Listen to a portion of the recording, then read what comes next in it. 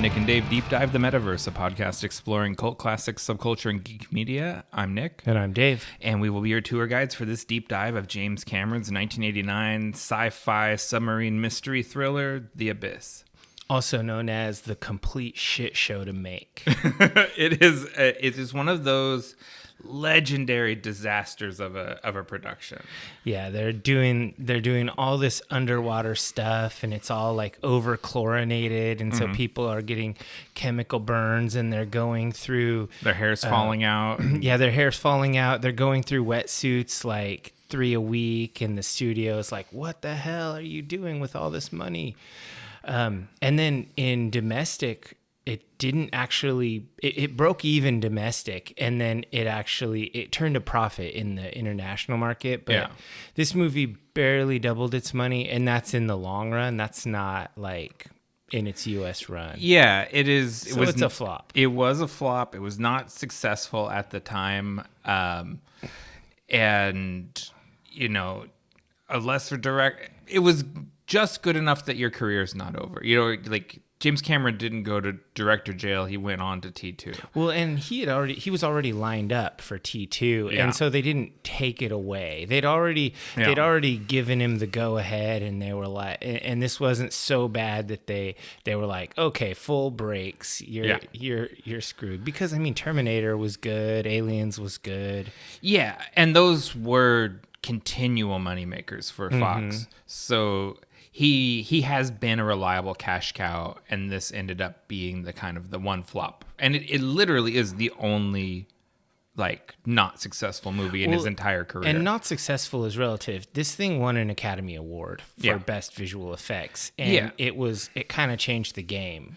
That is actually I saw it late. I didn't see it when it was in the theaters, and I think I saw it because I read a Starlog article about the effects, because this film, there's an effect they call the pseudopod.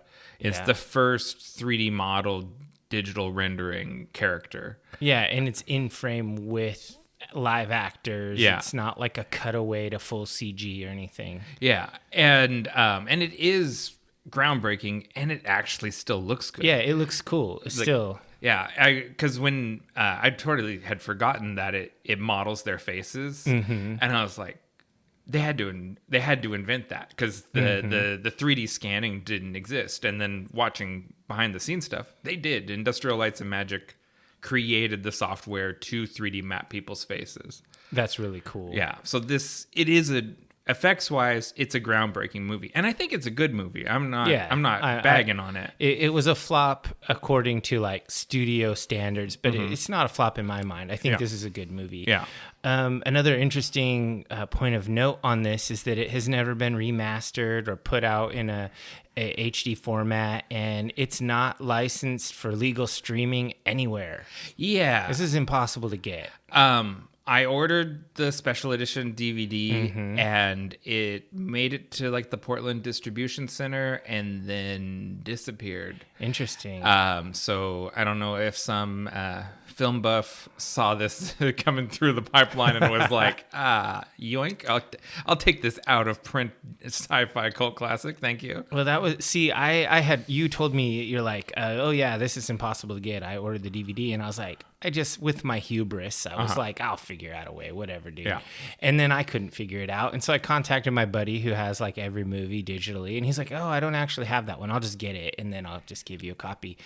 And he was like, well, the only one I could find to pirate is like this crazy like super cut, and it's like 28 gigs. So you're gonna have to drive over here for a thumb drive or something. Oh my gosh! And he lives like on the other side. It would have taken me a long time round trip. And so I just ordered the DVD, and I got it. The DVD came for you. I got the. Maybe you got mine. I got the, and I got the. It's it has the theatrical edition and the special edition, and so I watched the theatrical, and then I went and I also watched the special edition ending, just because it's a different ending. Yeah, there's a whole bunch of stuff that's cut that we can get to later on, but the big change is like the last 15 minutes. Yeah, and so the interesting thing I think about the special edition is they made that ending after T2.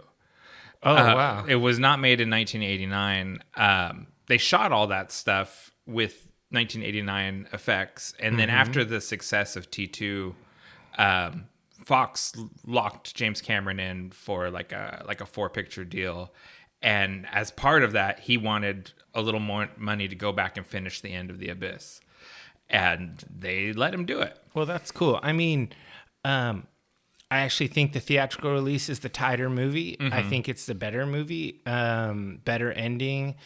But I understand why he wanted to do this, because it was his original vision. Yeah, he's one of those guys, like, you know, he's a real auteur director, and he has a very particular vision for everything. Yeah, I would say before the James Cameron series, I wasn't really, I don't know, I didn't have an appreciation for his his artistic vision. I always thought, people like Ridley Scott, I didn't put him in that same bucket, but he kind of is. He's very influenced by Ridley Scott, but it's with a lot, like, he's somewhere in that in between Ridley Scott and Michael Bay.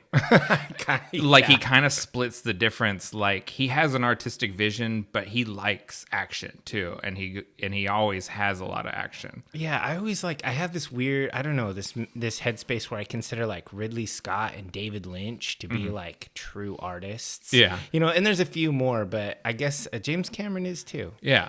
Well, I mean, and I think Michael Bay is an auteur. I just don't like the shit he makes. Yeah. But you see a Michael Bay movie, you know it instantly. Like, he has a visual style. Yeah. It's just garbage. It's just as distinct as like a Tarantino style, but it's his own. It's like he's like the Ed Hardy version or whatever. That's it, yes.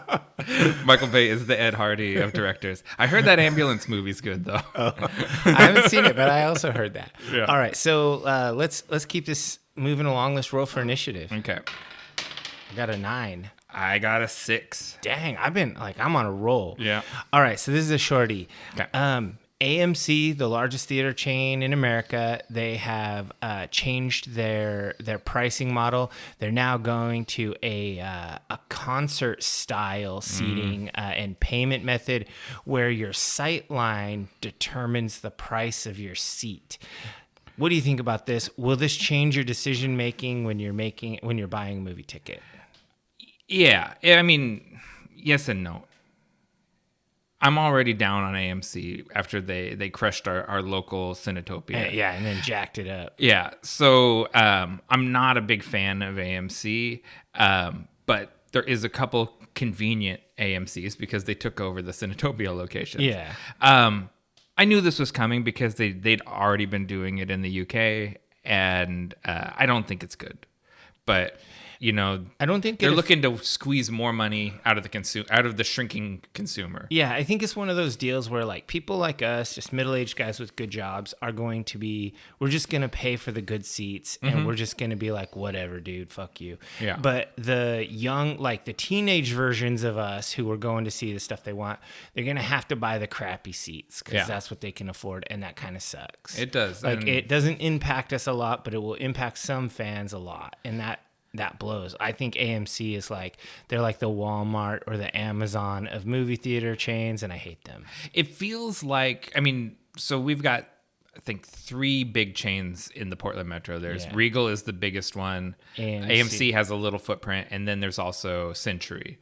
Yeah. Regal and Century seem to care much more about the audience experience. Century seems to be the best of the 3. Oh, the Century chairs are the best. Yeah. With they recline, and it's like, yeah, it's been a while since I went to a Century, but every time I've gone down there, actually no, I saw Northman at a Century. Oh, did you? Yeah, that was good. It's when I always forget how luxe they are. Because Regal has they're nice theaters, but the seats are really close together. Yeah. But Century theaters are cush. And like I said, they recline, and it's like, this is pretty good. They have a few less rows in the theater, but it's okay because it never fills anyway. Well, that's the same thing with like a plane, right? Wouldn't you like there was a few less rows and you don't have your knees up under your chin? Yeah, just charge me 10% more and take out 2 rows. Yeah, no, I think, but it's the opposite. They keep trying to think of ways to put more rows in. Exactly. All right. So what's your first piece of My news? first thing is this came in just right after we recorded the last episode. James Gunn announced the first slate of DC Studios projects since he's taken over. And right off the bat, the very first thing was something from my "This is never going to happen" wish list. Oh? Frankenstein something? Yes, it is Frankenstein something. That's a guess. Yeah. Creature Commandos. They're doing a Creature Commandos animated series. This is such an obscure DC comic from like the late or early Bronze Age. People forget that DC has a full-on Frankenstein and all this stuff. So the Creature Commandos, it was a World War II series, or set in World War II, with a special forces squad, like a Dirty Dozen made of monsters. I'll watch that. Yeah. And assuming it's not on some weird obscure service. No, it's on HBO Max. Okay, James Gunn is writing it. They're melding things together and kind of tying it into the Suicide Squad Peacemaker thing. And so right off the bat, he had my attention. And then keeping on track with that is another HBO Max series called Waller. This is what we thought was season 2 of Peacemaker. This is the continuation of that story. If you remember how Peacemaker ended, with Waller kind of being outed as running the Suicide Squad. Yeah. And so I think the focus, it's still bringing the characters from Peacemaker over into that series, but she becomes the focus. Okay, that's pretty cool. Yeah. And I guess this is sort of like HBO is all in on this because they're trying to combat the fact that DC or not that Marvel and Disney are the big thing. So DC is the HBO version. Okay, I'm down with that. Then the first feature film is Superman Legacy. They didn't really talk about this much, other than it's a new casting of Superman. It's not Henry Cavill, but it seems to be inspired by Grant Morrison's Superman, which Grant Morrison is one of my absolute favorite writers. So I'm totally on board with that. Then there's going to be Green Lantern's HBO Max series that they said would be similar in tone to True Detective. Oh, wow. With Hal Jordan and Jon Stewart as two Green Lanterns trying to solve like a mystery on Earth. That's cool. And it's going to be like a gritty terrestrial take on the Green Lanterns. So I'm interested in that. This one I think would be big for you, is The Authority. They announced an Authority movie. The Authority. That's the shit. I've read all of that, actually. Yeah, and if you're not familiar with The Authority... And I'm not even like a big comic reader, but I got all of it digitally and read it all. The Authority, it's not as comedic as The Boys. No. But that is almost the closest thing I could compare it to. It's like if the Seven were actual good guys. Yeah, like there's like a Superman analog and a Batman analog, and they're a gay couple. Yeah. And Jack Hawksmoor, the god of cities, I think is what he's called. Yeah. Now I'm going to go back and reread that stuff. Yeah. I'm sure I have it on my hard drive. The Authority, that's just ripe. It's very cinematic. The comic itself looks cinematic. Yeah. And so I think that's a really cool thing, and it's a bold thing because it's got to be an R-rated movie. There's no way to do it justice otherwise. Then beyond that, Paradise Lost. It's a Game of Thrones style series set on Themyscira in the prehistory of pre-Wonder Woman history of Themyscira. The Brave and the Bold is their Batman movie. And this is also based on Grant Morrison's Batman and Son line, where they introduced Damian Wayne, his son. Okay. And that's going to be the focus of that. Booster Gold is another HBO Max series. If you don't know, Booster Gold is a time traveler from the future who is a loser in the future, but he takes his future technology to come back to our time to be a superhero. And I'm sure it's going to be a comedy, but it's not a character I'm deeply invested in. Supergirl, Woman of Tomorrow, science fiction. It's based on Tom King's comic book of the same name, and it's like big space opera. It's like basically Supergirl on a sort of Rumspringa across the galaxy. Okay. And it's going to it's a Tom King. And this is a movie, right? This is the movie, yeah. Tom King is a great great comic book writer, like one of the best. And this is a really strong graphic novel. So I'm looking forward to that. And then the final one is a Swamp Thing movie, which is supposed to be a dark horror based on Alan Moore's Saga of the Swamp Thing. Okay. I mean, a lot of that sounds really good. Yeah. I'm definitely interested in, especially the HBO series. Those are the ones that actually sound the coolest to me. Yeah. I mean, James Gunn has kind of gone like on Twitter because he's been publicizing everything, and he's like, here's all the comic books everything is based on. And I'm not in general a DC Comics reader, but it's all stuff that I like have read and think is excellent. It's the good stuff. It's the good stuff. Like, so like they're not like, they're going to the cool stuff. And so at a time when Marvel feels very boring. Yeah. It seems like DC is doing some interesting, cool stuff. Just pumping money in. Yeah. Yeah, that sounds like that's some good news for entertainment. All right, so I got another piece, but this is just another chapter in the continuing saga of Wizards of the Coast, Hasbro. Wow. Of course, the recap of the last one, they walked back all their things, and they basically gave the nerds the win and all of that, and they're sore winners too. They are sore winners, and Hasbro has been leading Bank of America officials who are giving like investment advice and investment commentary have said that Hasbro is continuing to underperform. And the reason being, and this is a direct quote, within its Wizards segment, Hasbro continues to destroy customer goodwill by trying to over-monetize its brands. So basically, they said that they tried to over-monetize Magic the Gathering and watered down their product, and with several ill-advised moves, and now they're trying to do the same thing with Dungeons and Dragons.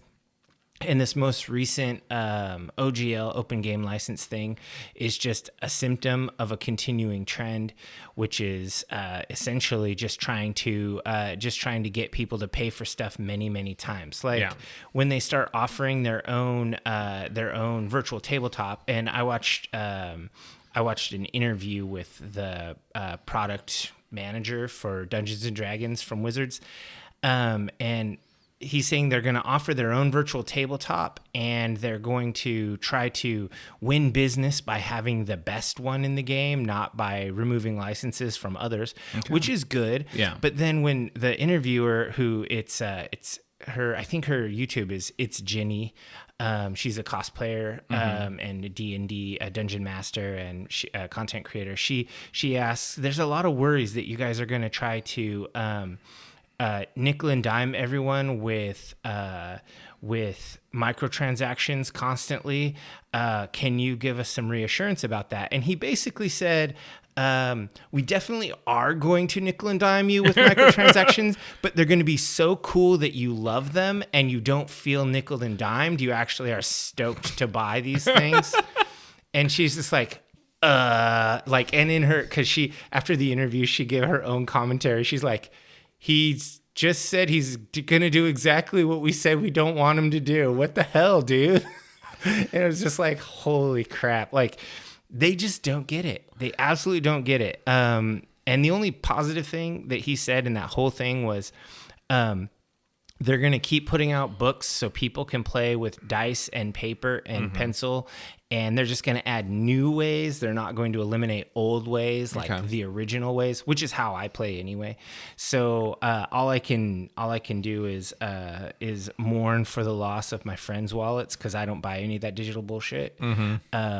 Because of exactly that. I already bought the book. I already bought the book on paper. I shouldn't have to buy it again digitally. I should get a code or something, like a download code with a vinyl. Yeah, give me a break here. Something like that, or like Are you a D&D Beyond subscriber? I mean, no, I've never been a subscriber. Oh, really? I Okay. have an account because you can just go in and use basic tools and stuff. Yeah. And if somebody else has the higher price Dungeon Master subscribe account, they can share their books with you. And so I have the books shared to me from a friend. Yeah. So I have a free account, but no, I've never given them any money on that thing. That's a rip. I don't know, man. Hasbro, just in my unprofessional opinion, mismanages all their IP.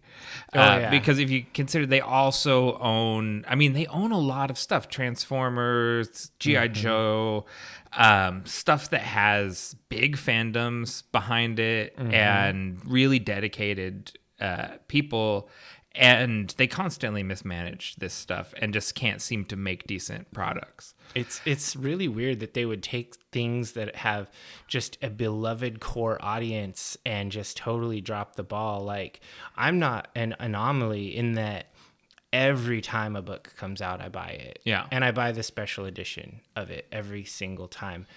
I didn't the last one. I don't own it. I'm not going to buy it. See, if they even lose you on the collector market. Well, it just so happened that it's an adventure compilation, and since I write my own adventures, these end up as dust collectors for completeness value anyway. So I didn't feel a loss. I just kept my $60. That's a big character development to not buy those things that you don't need, but leave a hole in the collection. Yeah. You're like, yeah, good job. Stay strong. Well, I love D&D, and I'm going to keep playing it, but I'm not going to reward them for their bad behavior. They need to see that this is dumb. I've been playing this since I was 7 years old, so they can't ruin it for me. All right, what else you got? All right.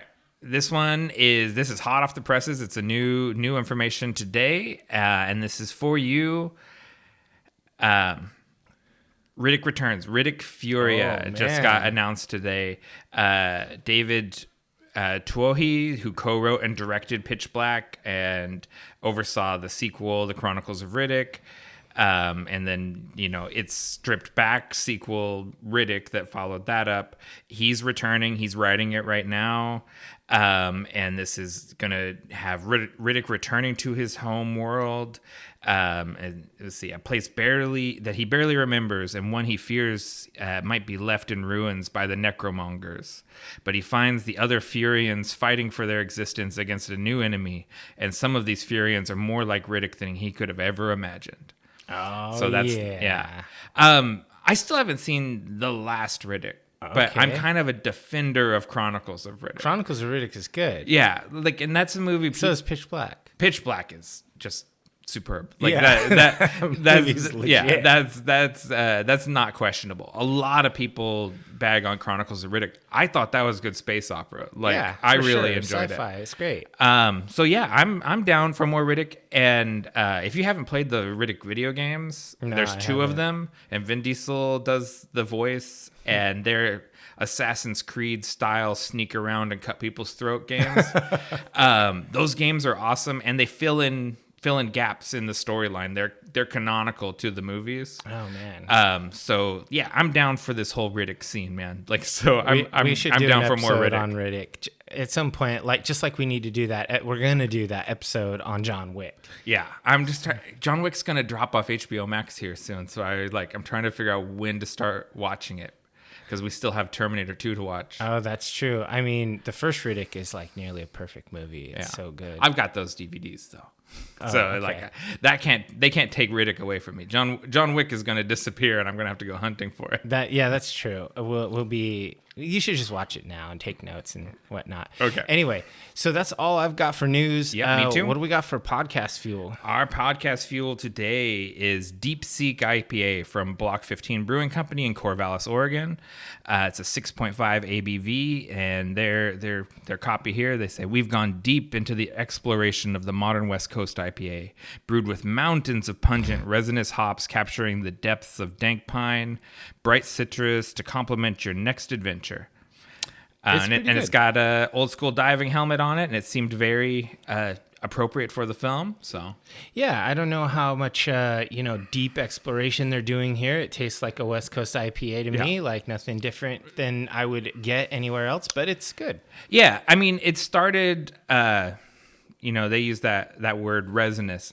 I thought it was very resinous at first, but as it's sort of like come up to room temperature and mellowed out, I think it's actually pretty smooth. Yeah. That first sip was a little dank, but I'm settling in and really liking this. Yeah, I think that we have Northwesterner palates, like whereas this would be considered smooth, other people would call it like a pucker festival. Yeah. Oh, for sure. I was just recently.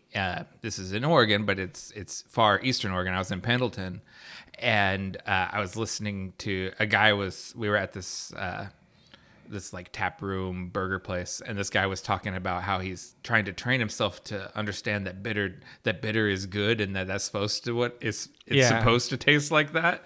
And I was like, wow, so it's coming out here. It's out in cowboy territory now. They're moving beyond the Coors Light or whatever they drink. That's hilarious. All right, so let's go ahead and take a break, and then we'll come back in with our main segment.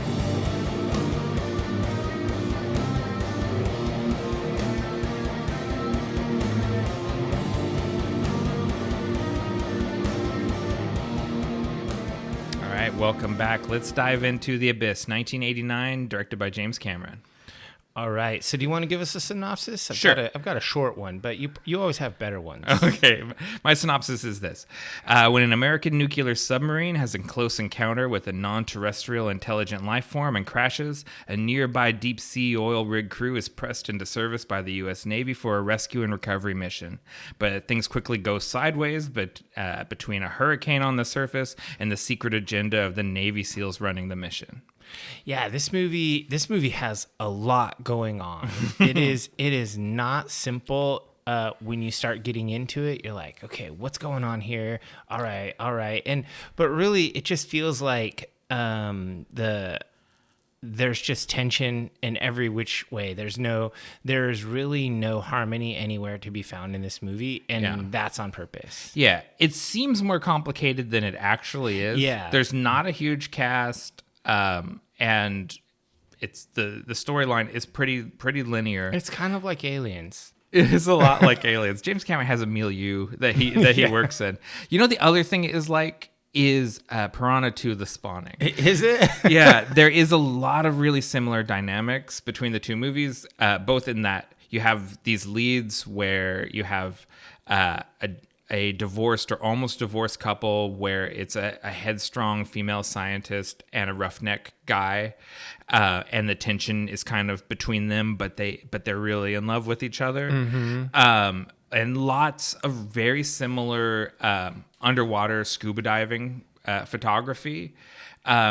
And I swear, even that scene where the crabs crawl out of the guy's mouth, I think that's in Piranha 2, like almost that same shot. Yeah, that part was pretty crazy. Yeah. So you want to go? Let's go through the different segments. Our first one is storytelling. Yeah. And one of the things that I noticed here, and I mentioned it just a second ago, is that this movie is the directing and the writing is always trying to build tension between opposing forces. We have the civilians versus the military. Yeah. That's kind of the main tension.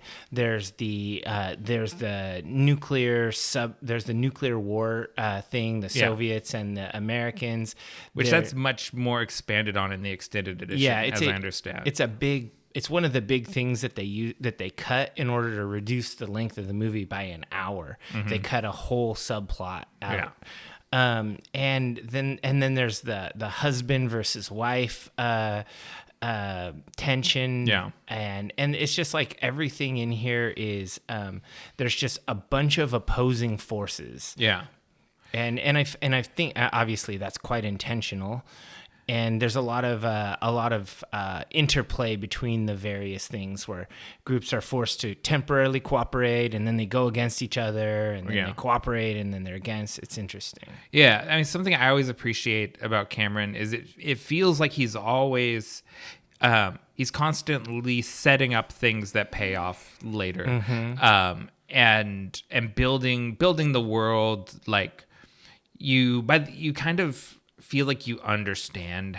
I mean, I know more watching this about how deep sea oil drilling works, just contextually, like how you have the movable craft on the surface, and you have that their submerged station or whatever that docks with the actual oil pipeline itself, and like, or the oil well, I guess you'd say. He's just really good at that part of storytelling. And you know, like there's certain things, I'll talk more about it in the themes and motifs, but the wedding ring, how that's set up earlier and then pays off later. That's just something that's a real strong suit of Cameron's. He takes off his wedding ring and he throws it in the toilet after arguing with his ex or soon to be ex-wife. Right. They're estranged. And then he turns and he fishes it out of the toilet and he puts it back on. And then later on, it's only the ring on his hand that stops a porthole thing, and a door. It's a door. It's closing. It's almost like a Star Trek door or something. Closing. I want to say blast door, but that's not the right word when it's underwater. Because they like slide in. They're pocket doors. Yeah, in regular, but they're meant to seal off chambers so the entire facility doesn't flood. Yeah. And that blocks the thing. I was thinking he was gonna lose his finger because a ring would crush unless he had like some sort of tungsten ring. It's definitely not a gold ring, because a gold ring would have just smushed. It's got to be tungsten or something like that. Something hard. Something where you're gonna get your finger sleeved when it gets caught. Yeah. So my other thing I want to say about storytelling is everything that Cameron does is always a genre mashup. Mm-hmm. Because so with this one, he's taking a sci-fi suspense like Ridley Scott's Alien, and he's mashing it up with a submarine thriller, like Hunt for Red October or Das Boot, something like that. And this continues to work. This taking two familiar genres and combining the tropes of both of them just keeps paying off for him. Yeah, I think he's really skilled at that. I was going to note that if you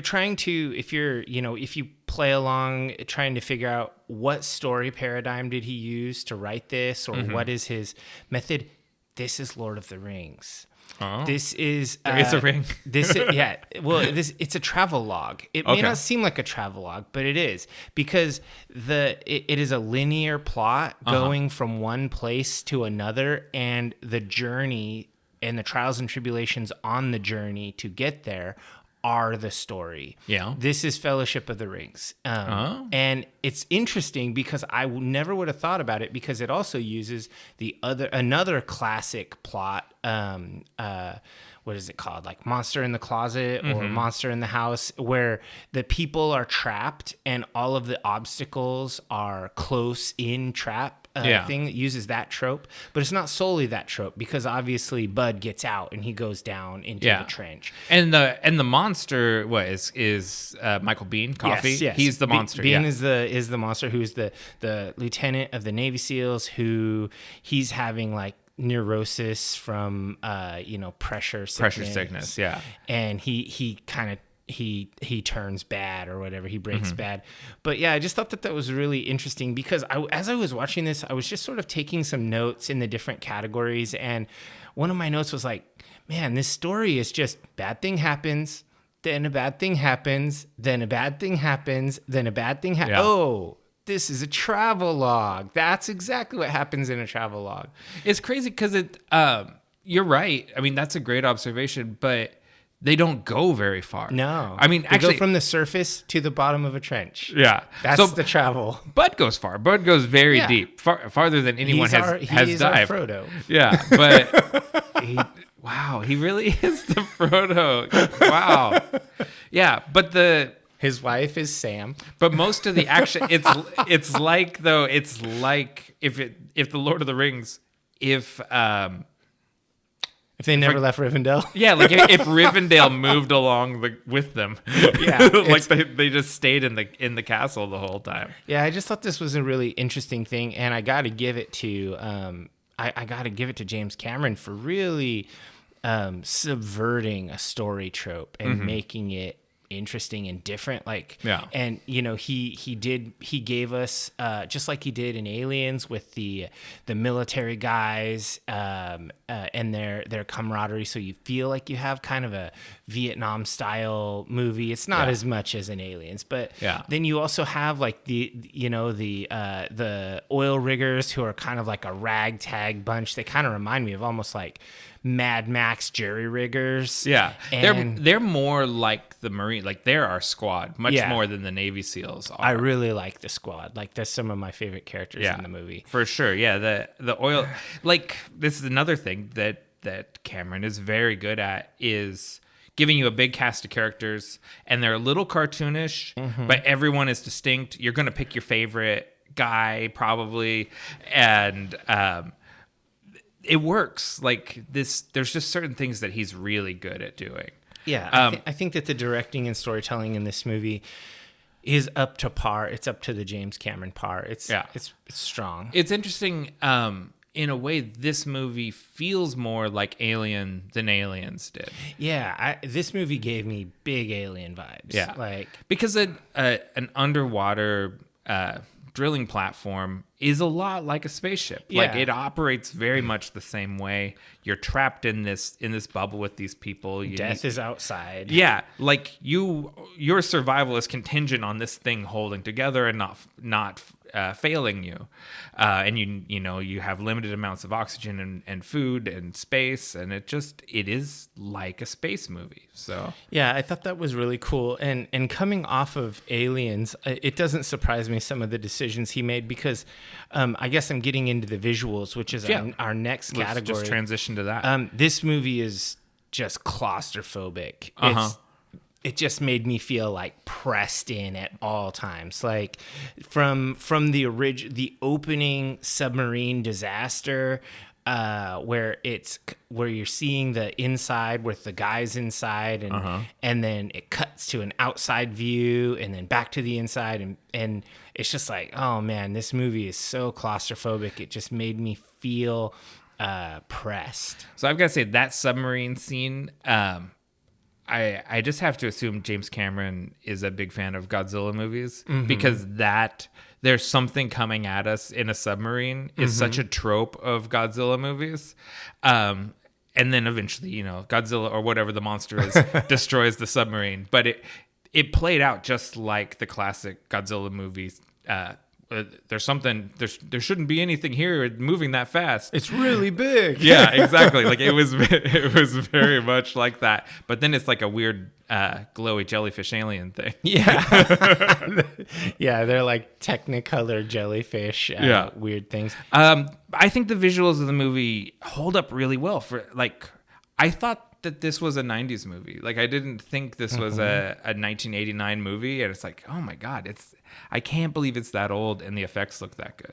Yeah, the movie certainly looks really good, and if you watch the making of, there's like a couple of them out there. Yeah, you can Under find, Pressure is the big documentary. And you get to see a lot of the cut footage and stuff. And I understand why Cameron cut it, like the big tidal wave stuff and all of that. That didn't look very good, but the stuff that they kept was really good. Like they kept awesome footage, and I feel like he had an eye for what will sell and what will not sell. Yeah, they shoot. I mean, a lot of this is because they did it the hard way and shot wet for wet.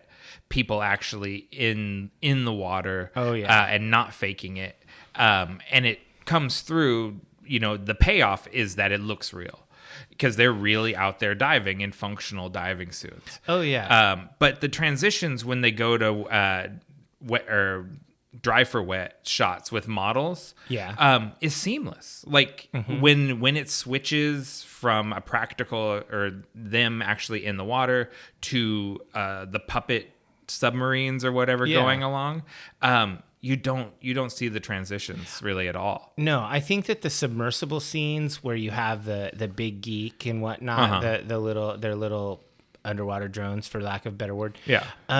Those look amazing. Like, they look totally legit. It's such an improvement over the last two movies where every one of the models, like the flyer models, all looked lame. Do you think these are really good? Do you think the water covers up something for your eye? I mean, are those models in the water? They're not.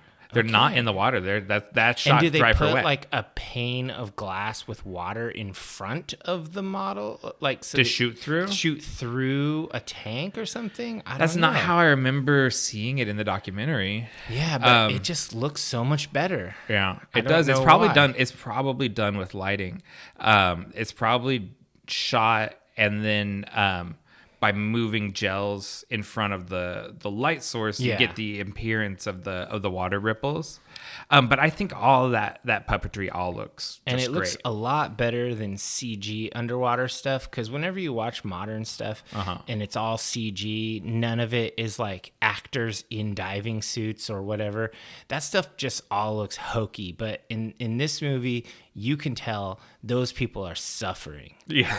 Well, and that's true. So like we've alluded to that, but like people made up T-shirts that said "the abuse" with replace the Y with a U, and they, "son of abyss" and "life's abyss," and then you die. Like everyone had a bad time making this movie, and most of the cast had nervous breakdowns at different points. Like Ed Harris talks about pulling his car over on the side of the road and just crying while he's driving back to his hotel room. Like Mary Elizabeth Mastrantonio won't even talk about this movie to this day. And she had I think she's completely justified. The scene where she's being resuscitated, and they just kept doing take after take of her topless, getting her chest pounded on the floor and slapped, soaking wet on a just metal grate freezing floor. Cold. Yeah. And run the camera out of film because I want the perfect take of you as a lifeless corpse. I think in the modern day that wouldn't happen. They have those coordinators and stuff that wouldn't have let that go down. It's really the Under Pressure documentary. It's really weird how people react to this stuff because they're like, I think it's understandable why she reacted the way she did. But there also is not a lot of regret. Like James Cameron doesn't seem to have any regret about how he behaved. No, he's an artist. He thinks that the pain and the darkness and all of the bad stuff is worth it if the product came out well, if it came out good. That's a boomer mentality right there. Very boomer. And it was weird. They showed in the documentary, the note from the Screen Actors Guild about her leaving the set, like basically, like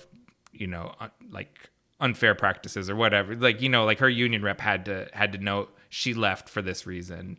And it's like, so they weren't hiding it. They're not like, no abuse here. We were good to all these actors. They weren't. They weren't good to all the actors. No, not at all. Yeah, so I mean, just on the visuals and all of that, I think the other thing I wanted to call out, and you already sort of mentioned it, was I think that the lighting in all of the submersible scenes was really good. They kept it really creepy. Yeah. They had the helmet based lights when they're diving, and then when they were in the base, it was, I don't know, it just felt dark. It really suggested Alien, the movie Aliens, and it felt like an extremely oppressive environment. And I think that was great. I liked the way they portrayed that. And maybe this is still more storytelling. But one of the early sequences, they're getting triple time basically to stop their oil drilling operation to go do this rescue mission.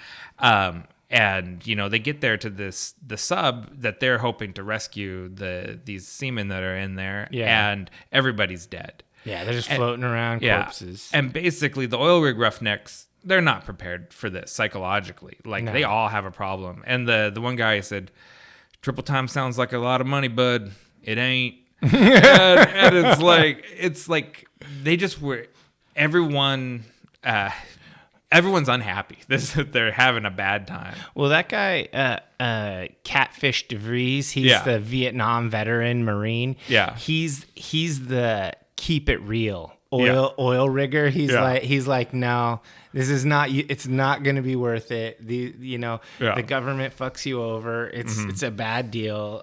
He was definitely the keep it real guy. I like it because there's also the later scene when where Bud's gonna go in and free swim underneath the platform to come up through a different door. Yeah. And he's like, you coming with me? And he goes, looks like.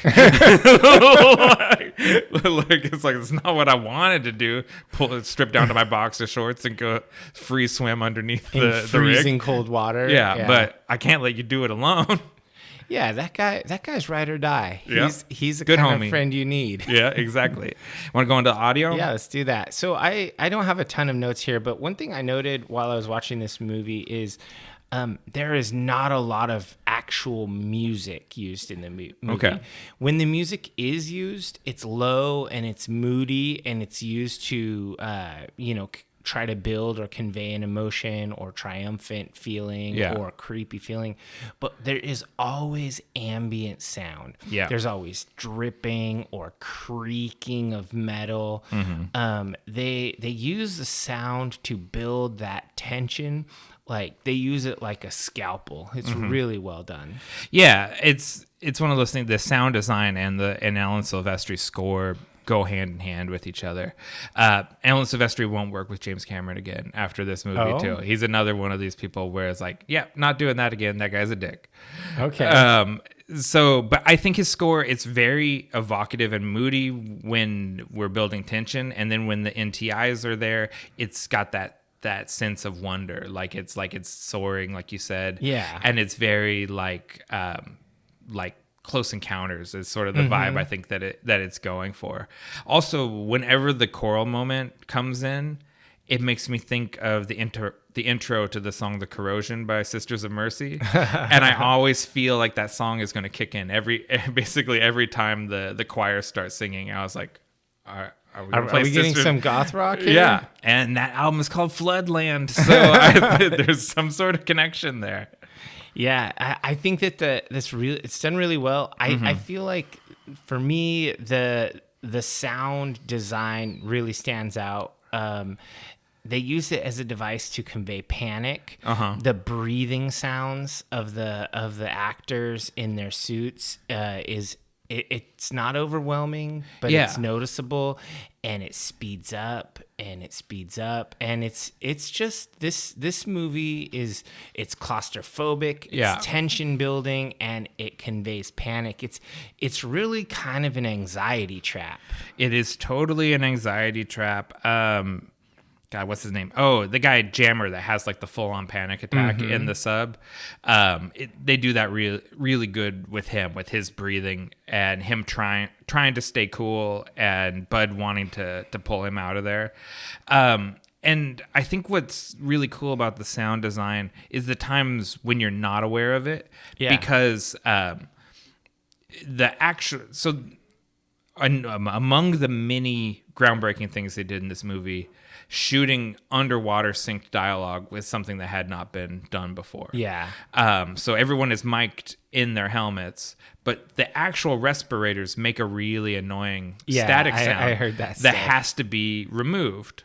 But then if you just heard their clean audio, your mind wouldn't accept it, right? It would sound wrong to you.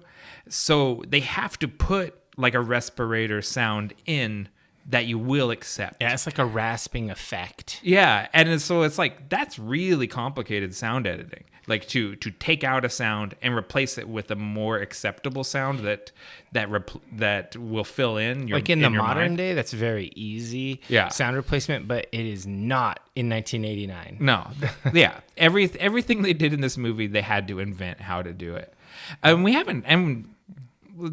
To bump around a little bit, we haven't talked about where they filmed this movie. In a incomplete nuclear power plant, and they used the cooling tank because they could fill that with water and have a space big enough to shoot. And that's incredible. And then they covered the whole surface of the water with black beads so that there wouldn't be any dark. sunlight coming in. Yeah. Because there's no sunlight when you're this low. But you can just surface through beads. The people can just surface and get air or whatever. Yeah. Yeah, it seemed like a really kind of like oppressive, shitty place to be.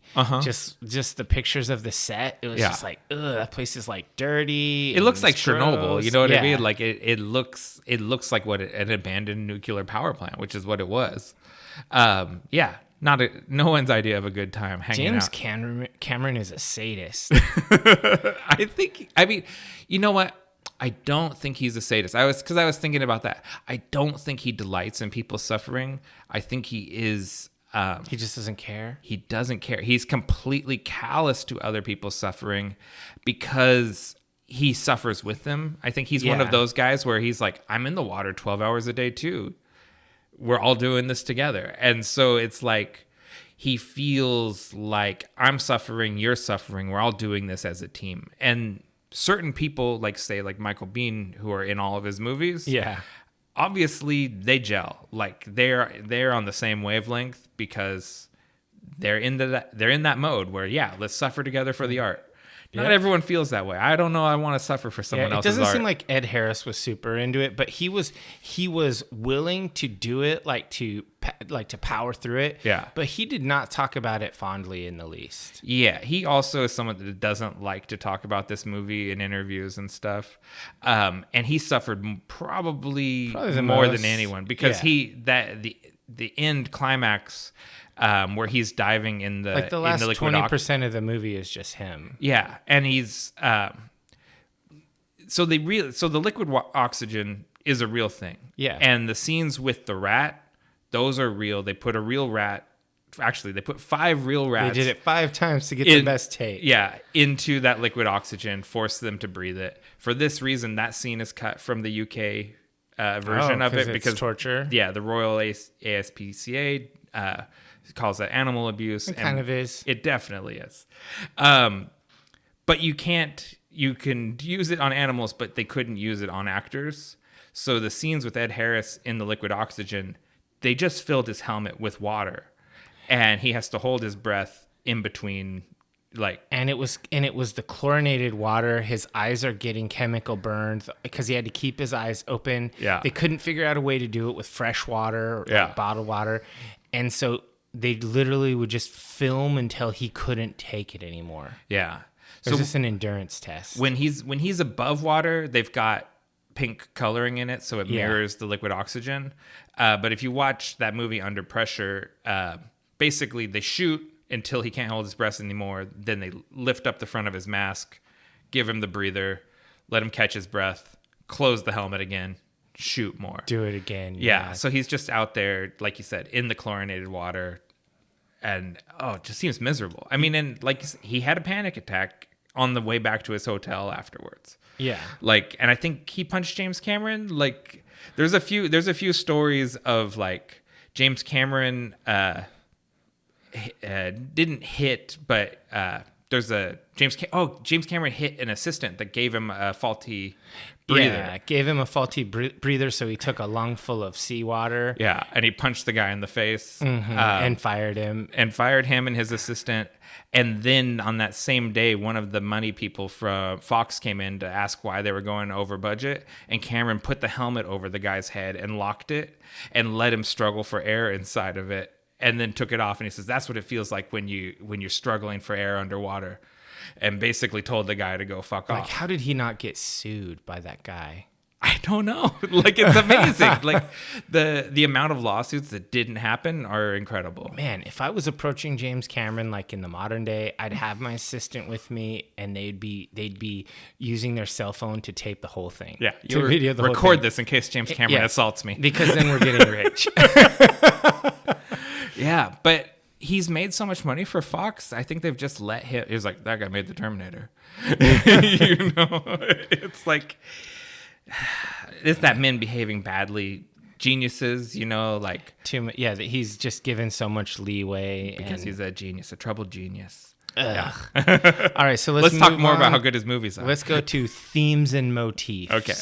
What you got? What so you have for my that one? favorite, we already talked about this. My favorite repeating motif is Bud's wedding ring. Okay. So like you said, him and his wife Lindsay, who like let's set this up a little bit more.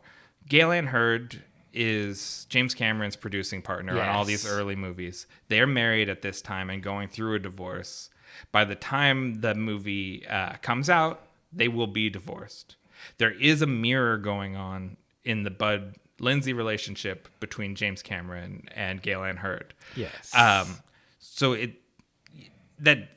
has to be intentional, or I mean, It's even if it's subconscious. It's kind of tropey, smart lady, dumb guy. Yeah, and I think there's this wish fulfillment that they make it work by the end. Yeah. Right. Like I think, like somehow, if I just get this movie done and show what a hero I am, she'll stay with me, sort of thing. Yeah. Like I can see that, but even without that, the ring, which he throws in the toilet and then fishes out and has a blue hand for the rest of the movie, then that ring later saves his life. Yeah. Then that is mirrored by him when he dives down into the trench. And the reason the aliens spare his life and the life of the entire planet is because of his relationship with Lindsay. Yeah, his dialogue with her, basically. Yeah, so it's like, that's just really, it's very tropey and like it's sappy romantic, but it's good. Like it's really well done. Like that's good storytelling. I think that the troubled relationship, etc., all of that stuff is pretty good. I'm not so sure about the whole alien sparing the planet because he said I love you and I'm gonna go do this anyway. Yeah, well, that seemed a little bit cheesy. It's a lot cheesy. It's a lot cheesy, but it is effectively set up. That's when I'm saying it's good storytelling. Is I think he's laid this out well. Whether I think the ending of the movie is good is another thing. But I think he got us there the elegant way. Sure. Yeah. I think that this that's like a good storytelling trope or whatever. Mm-hmm. But I was looking kind of at the broader theme, like the whole theme of the entire movie. The Nietzsche quote, which battle not with monsters lest ye become a monster, and if you gaze into the abyss gazes also into you. Yeah. This is pretty much just that in movie form. It's like the people were became monsters and then they were going down into the abyss, and then the abyss was going to come and fuck everything up. And the abyss literally it crushes coffee, right? Like he can't cope. And then he mentally can't cope with it, and then he also literally gets crushed like a soda can. Yeah. So the other, I thought, like the big thematics of it were the parallel between deep space and the deep ocean. Mm-hmm. This is a first contact alien movie, but it's set completely on Earth in the ocean. Yeah, like they've been here longer than us. They've lived in the deep trenches beyond our reach, out of our notice. Yeah. And then the Cold War tensions and the idea of the sort of the self-destructive nature of nuclear brinksmanship. Yes. Because the whole thing hinges so much on the Americans feeling like, well, whatever this thing is, it has to be Russian. And, they send their Navy SEALs, go down there and recover a warhead and arm it. Which means they have the submarine that is needed to uncouple them from the station up above. So that is why they get fucked over when the hurricane comes. Yeah. So the nuclear brinksmanship nearly kills them, which again, that is mirrored in the macro plot of the movie, because the aliens were or the non-terrestrial intelligence, NTIs, were going to wipe out humanity because of the nuclear brinksmanship or the nuclear escalation. So it's another one of those things where like what's happening in the station is mirrored in the mega plot of it. Yeah, I think that there's a lot of that where he tries to show not tell, but on multiple levels. Yeah. And kind of have these sort of meta things going on, and then you see it like in more practical, visceral terms as well. And I think he does Cameron does a really good job of that. Despite being a jerk. Right. So what about performances? Okay. Number 1, Ed Harris as Bud and Mary Elizabeth Mastrantonio as Lindsay. They're the heart of the movie, and they're like the surrogate mom and dad of the oil rig. Like there's another sort of mirror. The oil rig roughneck crew is a family. Yeah. Their mom and dad are splitting up. These are like Belters from The Expanse. Yeah. Oh, yeah. I can see that. And the SEALs are Martians. And the people on the crew are kind of taking sides the way the kids maybe would in a divorce, right? Oh, yeah. And everyone's very anti-Lindsay. Like, because she's breaking it up. Like, she's blamed for everything. She's the problem. She's the queen bitch of the universe. Like, they call her a bitch a lot throughout the course of this movie. Which is not really fair, especially because, like, Lindsay doesn't seem like a bitch at all. Like, she seems like she's very protective of the oil rig that she's the engineer designer of, and doesn't want whatever they were trying to achieve. She doesn't want that jeopardized by going off on this side quest. Yeah. I don't think that makes her a bitch. She the thing is she's not. I mean, the word bitch is pretty loaded term. She's out of touch. She's more concerned with she's out of touch with the realities of running an oil rig. The financial.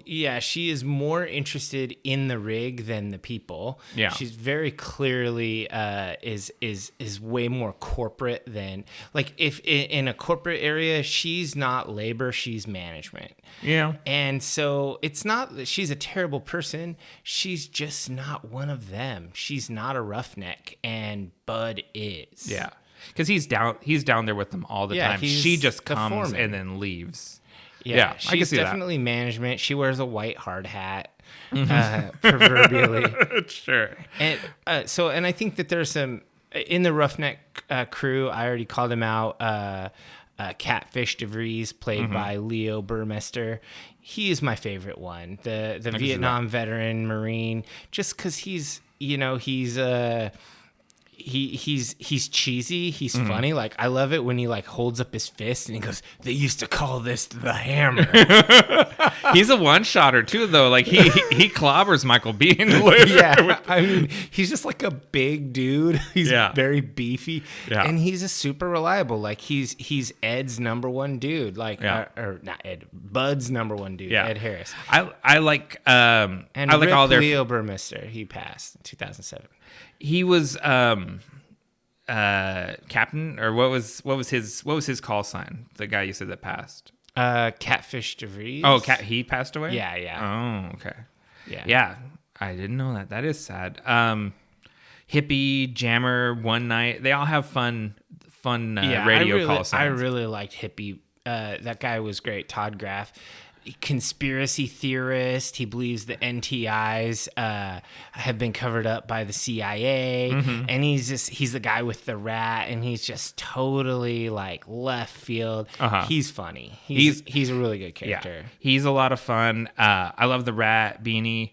And R.I.P. Beanie, because Beanie passed away too, not because of the liquid water or the liquid oxygen supposedly, but I like all of that cast, and we could also call this series the Michael Biehn Imperial phase. It kind of is. Michael Biehn has been in all of these movies. Yeah, and I really like his performance as Navy SEAL Lieutenant Coffee, because he's Coffee is the absolute opposite of Corporal Hicks, who was like the cool cucumber at all times. Coffee is never calm. He's always edgy. And he unravels as the movie progresses. He's extremely neurotic. Yeah, and then culminating when he's like slicing his arm under the table, and he's got like hash marks all the way down his forearm, and it's like, oh, this guy's losing it, and he has a nuclear warhead, and it's like, and the other two Navy SEALs kind of also grasp it. That they're like, oh shit, he's gone. Yeah, he's gonna blow us all up. I don't know what I'm supposed to do. I can't not follow the orders he gives me, but he's going to kill us all. So yeah, I thought this was a really interesting performance from Michael Biehn. Yeah, I thought that this was definitely different for him, and he's on my list. I had 5 people on my list of outstanding performance, and he was the 5th. I had Ed Harris, Mary Elizabeth Mastrantonio, Michael Biehn, Leo Burmester, and Todd Graff. Those are my favorite characters in the movie. Yeah. There are a lot of really good ones, like the whole Roughneck crew were great, but I mean, these performances, like when these characters were on screen, they made me smile. They were just really good. Yeah, I like One Night. She's down there in her sub with her cowboy hat. And James Cameron loves to pat himself on the back about this, but you have to admit it's true. He effortlessly does like representation in his movies in a way that it never feels like forced. There's just women here. There's just people of color. Yeah. No one like goes, look at me, now I'm just a black female submarine pilot or whatever. Like it's never lampshaded like that. It's just real life. It's just, they're just there. They give really convincing performances. You never really think about like, what's she doing there? No, it's just she's there. She's natural. It's part of the crew. And I think I like how one of the co-leads of this movie, Dr. Lindsay Brigman is, portrayed as probably the most competent person on the ship. And it's not really questioned. And it's not, she's not Ripley. She's not the badass warrior, but she's definitely the smartest person in the room all the time. She's like Alien Ripley, not Aliens Ripley. Yeah. She is, because, I mean, this movie is a lot like Alien. Like it borrows very heavily from it. Yeah, it's just a good cast and it's good performances. I mean, I'm okay with James Cameron taking a victory lap on that because it should happen more. Yeah, he really did do it. When no one was making him, he was just doing it because that's how he does it. Yeah, same thing with the new Avatar movies. Really diverse cast. They're just all painted blue. Yeah, but not a lot of blue actors working. Yeah, they put real blue actors out of work. What about the actual cat people? Yeah. So, oh man, so now we're at the our kind of overview end segment of this. What worked for you, and what's your personal highlight?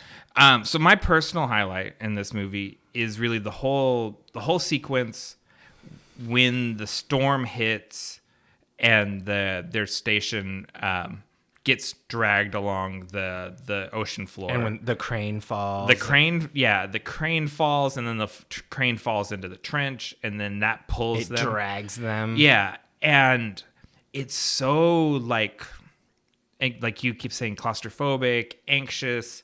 Like it's so stressful, and it happens like in my mind because I hadn't watched this movie in a long time. I kind of thought of that as being like the climax of the film. Yeah. But it's in like the first 40 minutes. Like it's actually pretty early in the film that happens. But it's like you think anyone could die, right? Like no one is for sure making it out of this. So you believe in the stakes of it.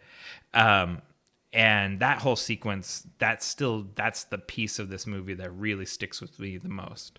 And like, I'm totally panicked for that rat when Hippie has the rat in the Ziploc bag. Yes. And he goes back for it. He goes back for the rat. Yeah. Save the rat. Right. Save the cat. Save the rat. Yeah. And like and then the sub falls on one of the Navy SEAL guys and ends up breaking his leg or whatever.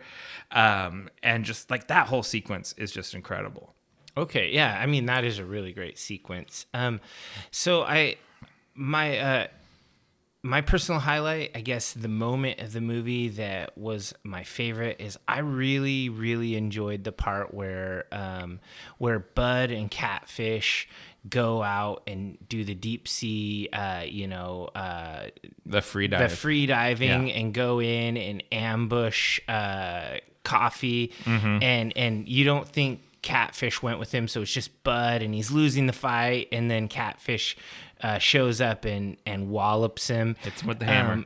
With the hammer, and I was just like, that whole thing, like with them swimming and them having that bro moment and all of that, and I just really enjoyed that, and that really highlighted for me that my favorite part of this movie, and probably what worked for me the most, is the interplay between the characters. I feel like the acting is the best part of this movie.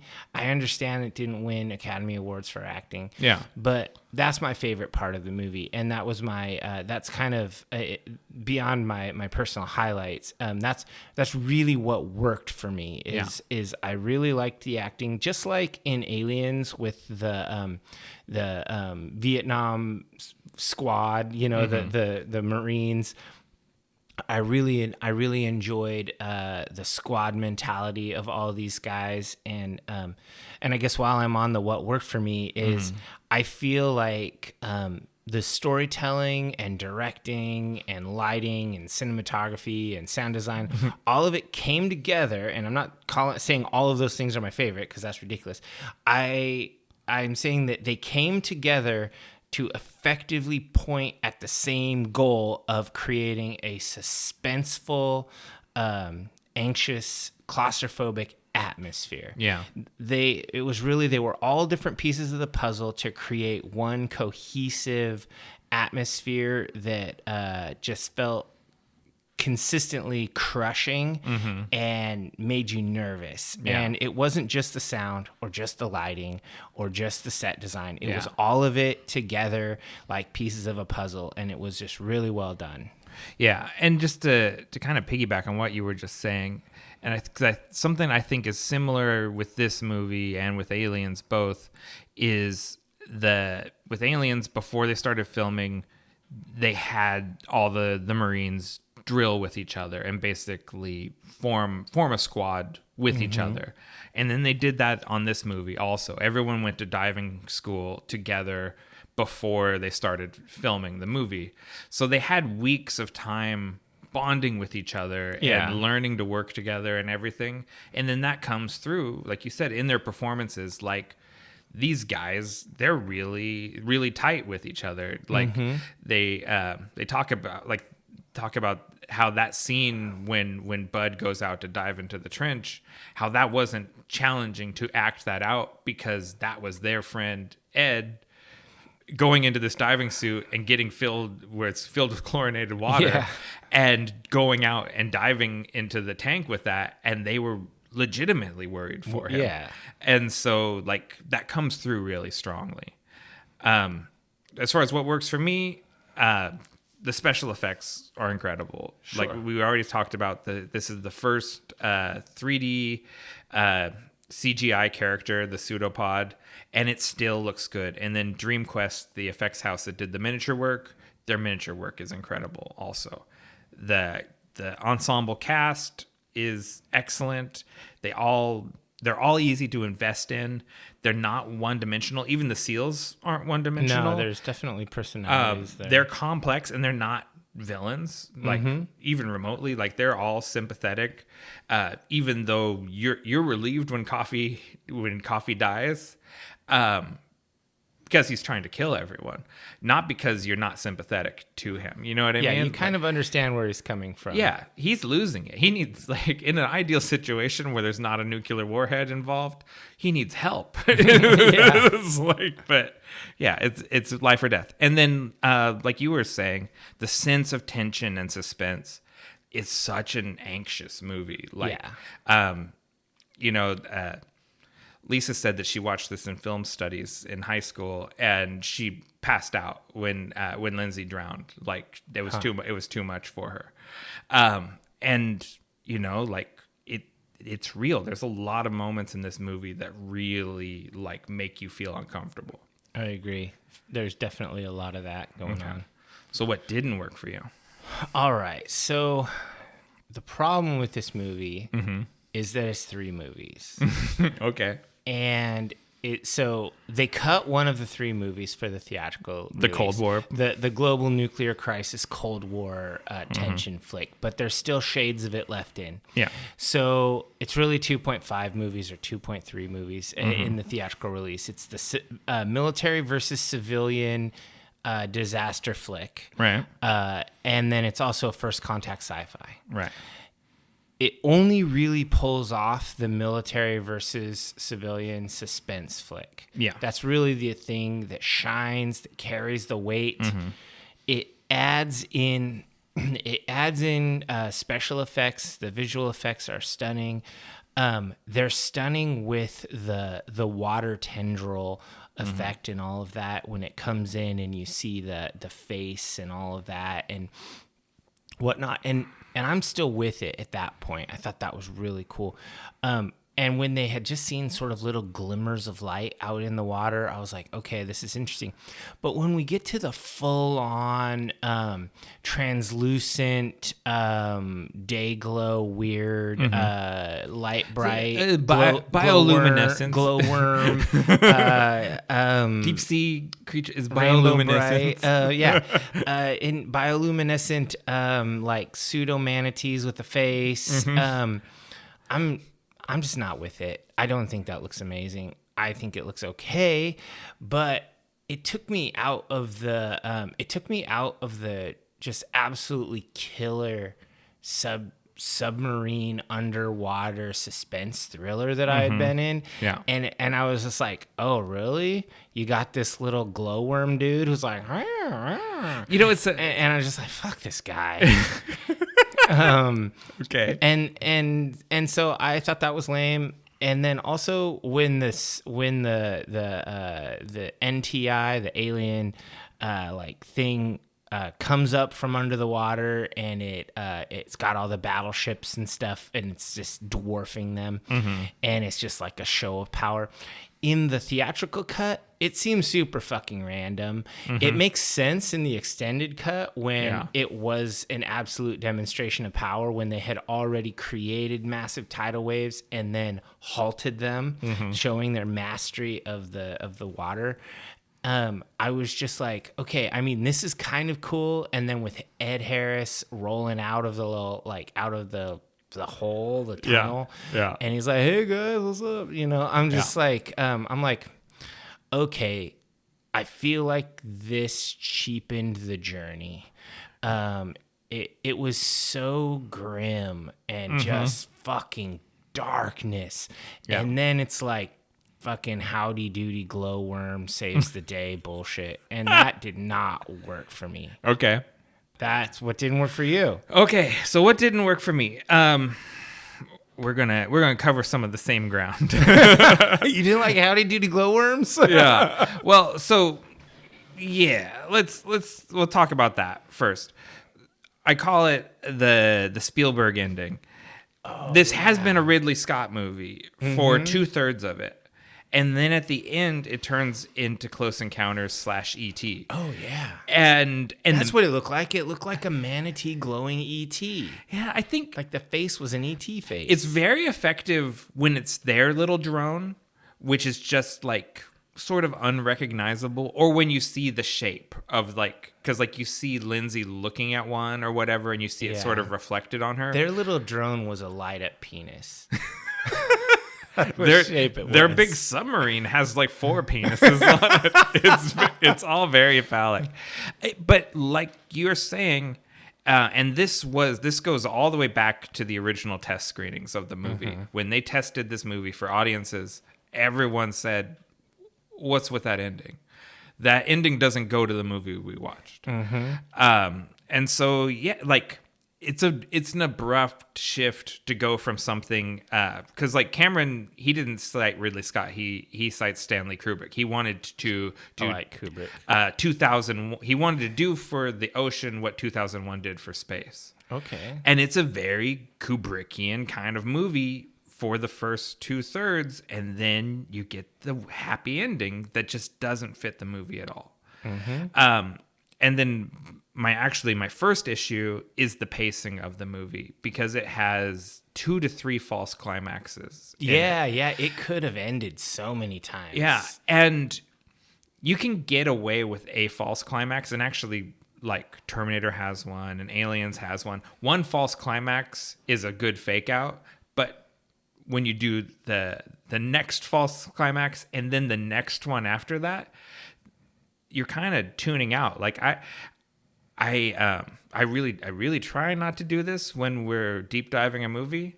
I pulled my phone out when Bud was dropping down into the trench. I was like, I got a minute. I can check my messages. Yeah. And like that's bad pacing, because that should be a moment that I'm on the edge of my seat. But basically we went right from the Lindsay's alive moment to the Bud is in peril moment in a not effective way. Yeah. So the pacing and the weird left turn at the end for the ending are the things that didn't work for me. For sure. All right. So final thoughts. How do you rate this movie? I think for the most part, this movie, it's groundbreaking visually. It holds up really well. But I just think, maybe it's the troubled production showing through, or just a problem in the script. But it just doesn't hold together the way his other movies do. Mm-hmm. And so I gave it 4 stars. All right. So I was torn on this one because I thought it was somewhere between a 3 and a 4-star movie, because man, the first 3/4 of this movie is just killer. And I love the acting and I love the directing. It's just so good. And then at the end, it's just so disappointing how it ended. And I understand that some people really like that, actually. They like how it became like a Close Encounters thing at the end, and it's super open-ended, like there could be more stuff in this world or whatever, and that's cool. But ultimately, I landed on, I enjoyed it enough, and I think it's quality enough that it's a 4-star movie. It's better than a 3-star movie. Yeah. It's just not a 5-star movie. So we're at 4. As far as the ratings out there go, IMDb gives it 7.5 and Rotten Tomatoes gives it 88. So we're right about in the neighborhood. We're in the ballpark. It's all right. Yeah. So I thought that this movie was worthy, but it wasn't as good as the last 2. No. I'll confess, I didn't watch it twice. Like, usually I always watch the movies twice.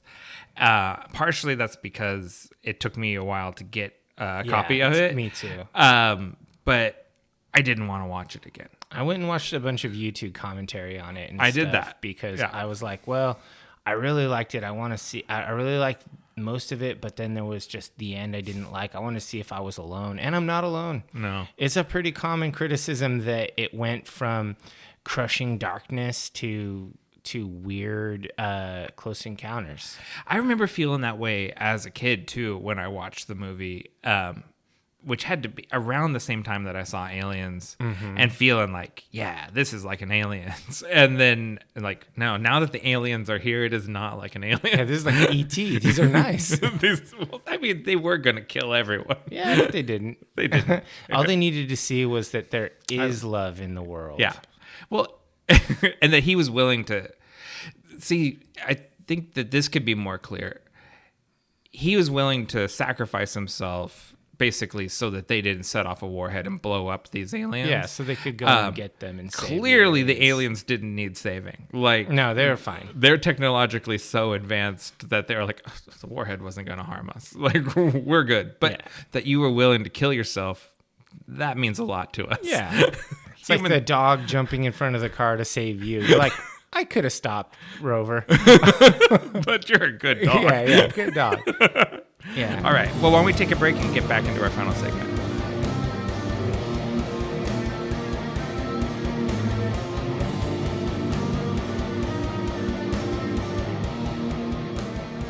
Welcome back, divers. It's time for our final segment, the one where I ask Dave, what are you into right now? All right. So I was having a real hard time with this because I've been listening to a lot of audiobooks, and I've been doing, going to the gym, just doing the same old stuff I always do. And I do want to give a shout out to Audible. I know I always do that, but this time it's not for what I listen to, because I just, I've been listening to just more in the same series that I've been listening to, various stuff. But I returned a book, and it's so easy, and it's just effortless. I listened to this book for, 40 minutes, and I was just like, I'm just not into this. I would so much rather be listening to like any number of things in my library that I haven't touched on. So I'm just going to stop. And then it occurred to me, I'm going to just return this. And so you can't do it on your phone. You have to do it in a browser. And so I just opened the browser, went to my credit history, and boom, click return. Returned to me instantly. And so that was good. I'm not going to shade the thing that I returned, because no need for that. But I just wanted to hail Audible for making it so damn easy to get my credit back. I've also returned a book, and I will shade it. It was the prequel to Matt Reeves' The Batman. Oh. And it was among the worst things I've ever heard. Oof. Like, it was so juvenilely written. It was like excruciating. Oh, did you not read the reviews first? Oh, people talk about how good it is. Oh, that's the same thing as that thing. Oh, I'll say whatever. I returned a horror classic that is universally hailed as amazeballs, Necroscope. Huh. And I was listening to it, and I was like, man, this is like a horror version of like Dirk Gently or something. It's so fucking British, and that's fine. I like British stuff, and the guy who's reading it, his accent is super thick English accent, and that's totally fine. I love British humor, but it's dense like British shit is. And I was just like, I cannot be listening to this while I'm trying to like do shit at work, like or lift weights. I need something that I can just sort of bop along with. Yeah. This is heavy. Okay. And that's why I stopped listening to Stephen King after 3 books. I was like, this is fucking too heavy. It's too much. It's too much. I need something more chill than this. And so I went back to Shadowrun. So yeah, Necroscope was good. It just wasn't good for me right now. I may go get it later when I have like time, but I didn't. It's not casual. And Audible's gonna be like, well, motherfucker, look who's back. Exactly. All right. So what I did watch, this is a streaming recommendation, so it's an easy one. Mark Maron has a new special on HBO Max called From Bleak to Dark. It's 2023 release, so it's brand spanking new. It's extremely funny, like Mark Maron is, so it's thinky funny, but it's also fucking heavy. Yeah. Like, the title is From Bleak to Dark, and he covers topics like, he opens up with Christian fascism, go to replacement theory, anti-Semitism, abortion, aging, dying, dementia, the death of his girlfriend, not having kids, feeling suicidal, and so much more. It's fucking dark. And it's heavy, but it's funny, and he's extremely genuine and relatable. Like, Mark Maron is such a bro. Like, he's extremely he just has a way of communicating things where, like, even about a really heavy topic, he can make it amusing because there's nothing left to do but laugh about it. You can't help but point out the incredulity about certain things. And so I wouldn't watch it if you're like, if you're hoping for like, I don't know, like a Jim Gaffigan special, like, Hot Pockets. No, this is darkness. Yeah. But I like some darkness. I like sad boy music, and I like sad boy comedy, and that's what this is. And so I would recommend anybody who's ever watched another Mark Maron special and enjoyed it to watch this one. Yeah. It's extremely good.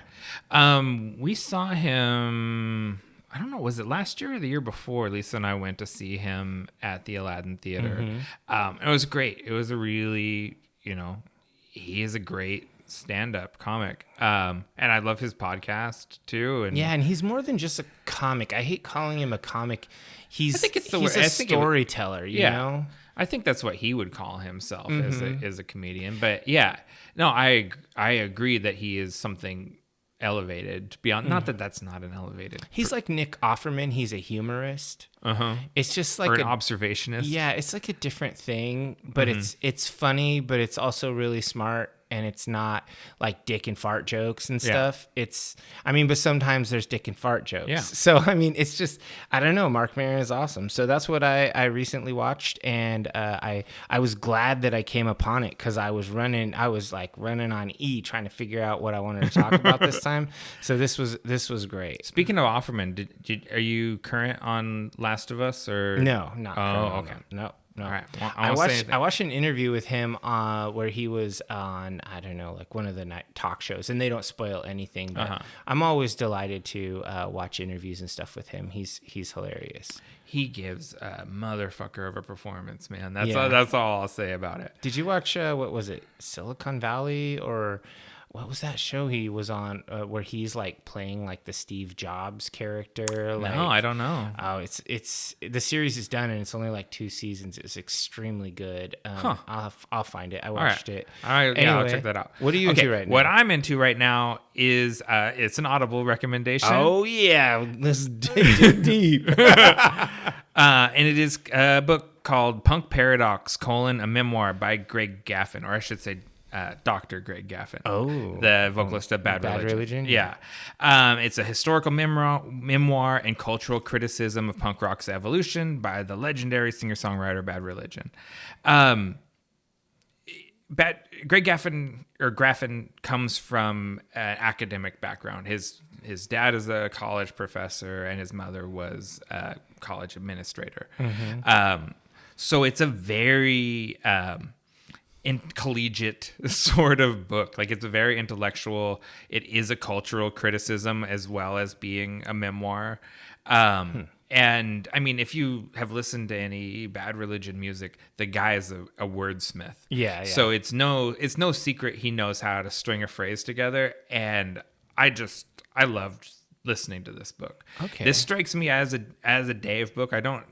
Our tastes don't always line up, but I think you'd get a lot out of this from the music history side and the songwriting side, but also just like the personal stuff. It reminds me a bit of like Nick Offerman's Paddle Your Own Canoe book. Okay.